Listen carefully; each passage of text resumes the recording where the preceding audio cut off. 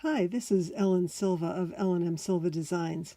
I'd like to show you a few twisted stitch decreases that come out of Hitomi Shida's Japanese Knitting Stitch Bible, a wonderful reference book for the intricate and lovely Japanese knitting stitches that are starting to be used more frequently by a lot of designers. These twisted stitch decreases are simple to work, but it's important to note that only the top stitch is twisted.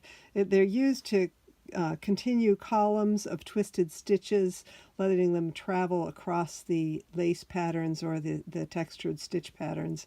They're often used with a yarn over before or after them to accomplish that movement. Today I'm just going to show you the decreases themselves. So let's get started.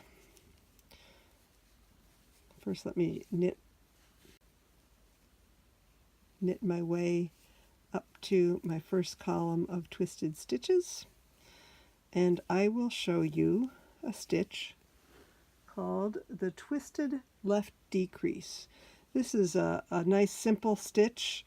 All you have to do is slip purlwise, knit one, and then pass the slip stitch over.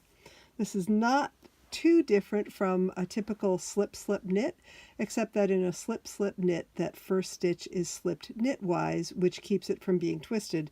In this case, you can clearly see the twist occurring in that top stitch.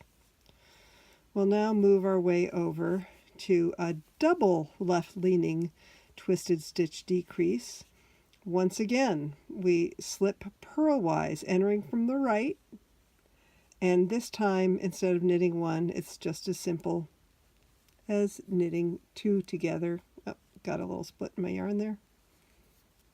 Knit two together and pass the slip stitch over.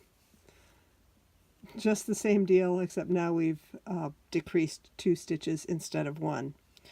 The final decrease that I'll show you today is the right-leaning twisted stitch decrease. It is slightly more complicated, and in fact I knit a little too close.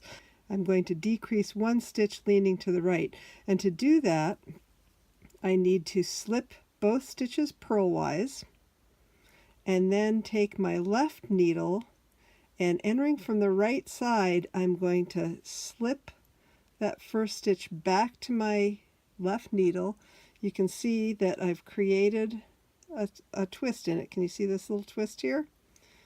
And then I'm going to insert the tip into the first stitch on the right needle, the one that I just slipped before, and have them both back on the needle.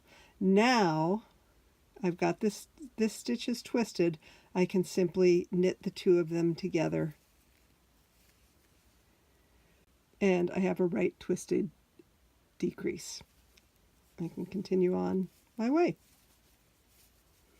So there are your decreases. They're simple to work once you learn a couple little tricks like which way the needle goes in, and I hope you'll use them to knit some lovely Japanese stitch design.